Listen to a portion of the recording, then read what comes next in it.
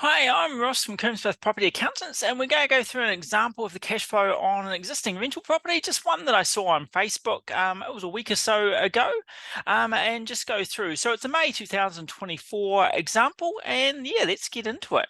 So this is just an example that I found that came through on Facebook. I'm not suggesting you buy it or sell it. I don't get any commission. I haven't actually gone through these numbers yet. It's just to go through what does the cash flow look like. And what sort of things would I look at? So it's more of a rental property. It's 1.8 million. The gross yield's advertised at 7.8%. There's two separate 5-bedroom houses. So there's a 5-bedroom and a 5-bedroom. I presume it's up and down without knowing a lot of detail from it. There's one bathroom in each. So that would be the first interesting thing to me, is that 5-bedroom, one bathroom, is that realistically enough? It's in Lower Hutt, and it's likely, I'm guessing, is rented to students. So first thing for me is I would be looking at, like, it's 5-bedroom and a 5-bedroom. Are they really worth 900,000 each? So sometimes you'll get valuations and they value based on the rent, but realistically in a normal market you sell based on comparative sales. So are the two properties really worth 900 each? If they're just on one title, obviously it's a lot harder to sell. It's not going to be worth as much as two separate titles. So realistically, you'd have to be kind of looking and going, if they're separate, would they be worth more than 900 each?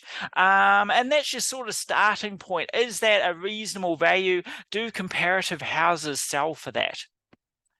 Next thing, we start looking at the cash flow. So we start looking at the property in general. It's an older property. I'm just thinking repair costs. How much is this thing going to cost to paint when you have to do it? It's big looking, it's old looking. It looks like you're going to be spending a fortune on repairs. The gross yield, straight away, I'm thinking, is this right in my head? And it's not to say it's wrong, but it's good to question things like that. So let's start looking through the numbers a little bit. So we've got it at 1.8 million almost. We're going to have some costs to buy. We're going to get a contribution from the bank. I've just put them the same values so they cancel out. If you've watched my earlier videos, I always work on 100% debt. And if you're putting money in, you want a return on that. And also, it can just hide the cash flow issues. Doing the cash flow full 100% debt shows what it really is. The cash flow is advertised at 1,365 for each one. There's two of them, so 2,700 per week. I'm just thinking in my head, is that realistic? So that is based on 5 bedrooms at 265 each. And I'm just double checking that maths, and it does, it's even a little bit higher. 1,365 divided by 5. But it's been advertised 265 per week per room. It's actually slightly higher than that. So that would be a first thing I'm questioning. And I'd really be looking at the number of weeks. If you're renting by room, it's going to be a lot harder to rent. You're going to get some vacancy. If you're renting to students in Lower Hutt, and I'm not sure, I'm just trying to read the thing. It's rented to Victoria University students until February 2025. So potentially you could get the whole year. If it's rented by room, I would just be questioning it. And it's sounding like maybe it's not per room, but it just seems a really high rent. So I'm really curious on that, how it gets such a high rent for it. And I've discounted to 48 weeks. That would be a big thing I would be investigating, is the rent. I would be talking to 2 or 3 property managers. Finding out, is it rent by room? Is it rented as a whole thing? Obviously, rent by room, which I presume it must be, is a whole lot more work. You've got a lot more people to manage. You're going to have a lot more costs like power and things like that.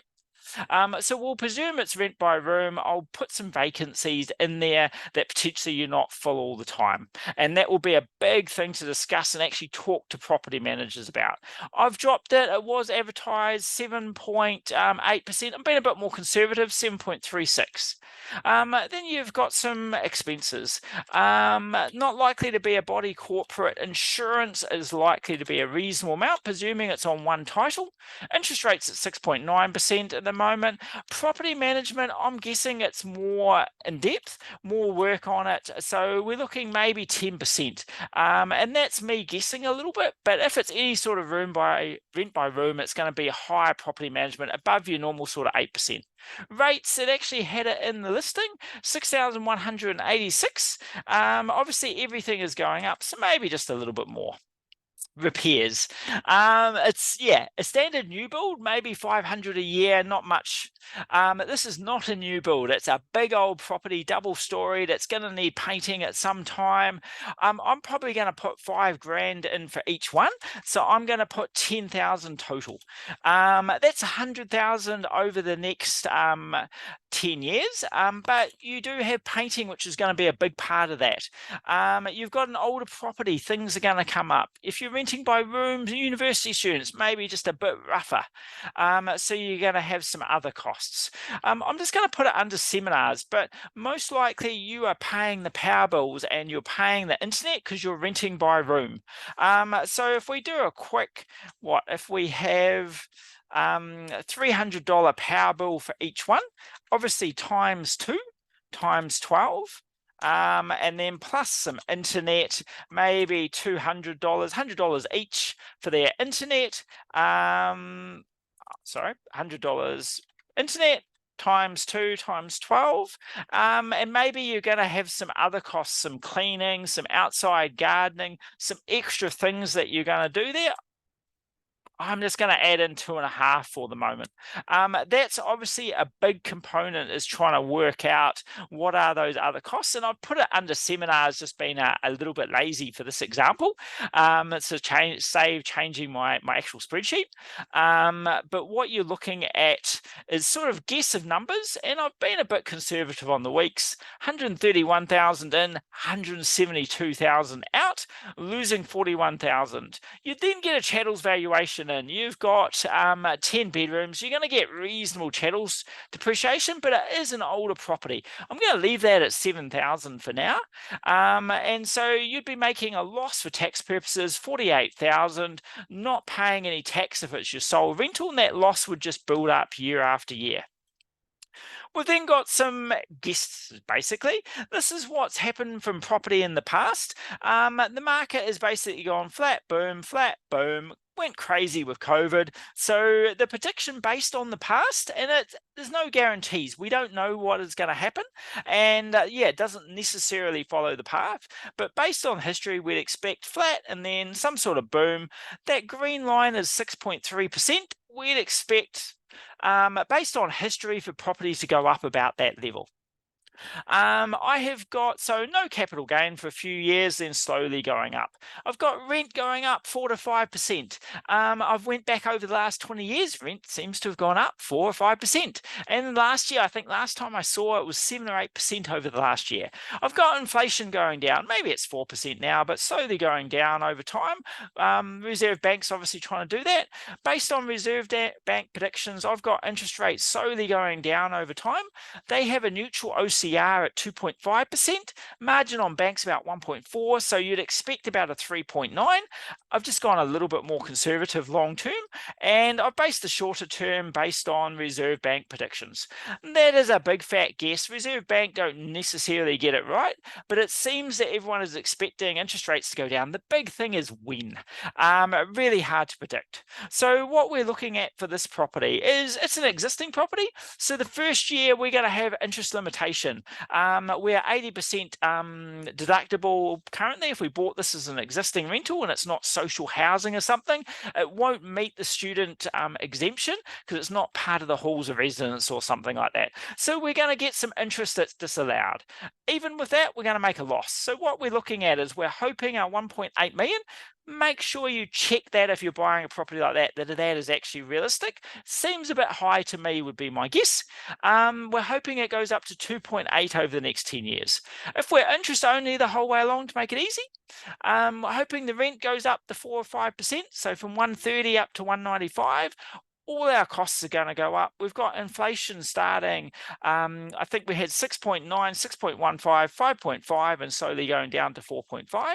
So we're looking at cash flow. We're looking negative, negative, negative. And then, yeah, year 4, we're starting to make a profit and slowly building up. To start with, we're going to have losses and we're going to have no tax, but we are going to slowly start to pay tax, which is really a good thing. It means you're making good money, but not for a while. Overall, we are hoping for $1 million capital gain. We are hoping it's going to make $84,000 cash flow positive over the next 10 years. So about $8,000 a year on average positive. So if we look at that for a summary, if you watch my video earlier on today, I did a new build example in Lower Hutt. Both happen to be Lower Hutt or Wellington, and that was average 247, which I was quite surprised with. This one, 8,422 on interest only, and that's after paying tax. If you went P&I, you would be minus 17,000. So ideally, you'd want to pay principal. The cash flow on this is not going to be big enough to pay principal. So that would be something that you're thinking about. The big problem with most rentals is that first 3 years. My new build had $30,000 loss, $32,500 loss over the first 3 years. This one, because it's a higher purchase, it's getting killed by interest rates in that first year. So I've got 41,000 negative based on my 48 weeks that I used. Then 24, then 8, you're looking at losing 70 grand over the next 3 years. So to me, that is the big hiccup with this. The cash flow overall is actually quite good. It's making 8,000 positive on interest only. But what I am worried about is it really worth the 1.8 million? What is this property going to be like in 10 years' time? It's already look old. It already looks like it needs a lot of work. So in 10 years' time or 20 years' time, what is that going to look like? And I'm definitely worried about repairs. Your building inspection, going through the foundations, the roof, going through the wiring, all the property is going to be a real important one for this. You could have some major costs in there. So to me, I'm probably put off if it's rent by room. That's just sounding like too much hassle to me. I'm worried the price is overinflated. I'm worried the rent is overinflated, and probably just too much maintenance, too much hassle for me. But this is an example of a property. It's definitely not terrible. It's one that, yeah, I don't think is amazing, but it's worth looking at. You can see how the couple of income streams, the rent by room, can get your cash flow up a little bit. So it's worth looking at those sort of things. Just not quite the right one for me. It's not completely terrible either. But yeah, it is sort of interesting how that sort of bigger, older property, where have I had my picture? How that bigger, older property can give you more cash flow. The fact that it's split into 2 5-bedrooms is good. The 1 bathroom, not so good. So yeah, hopefully you found that interesting. Hopefully you found, you got something from that. Thanks a lot. Bye.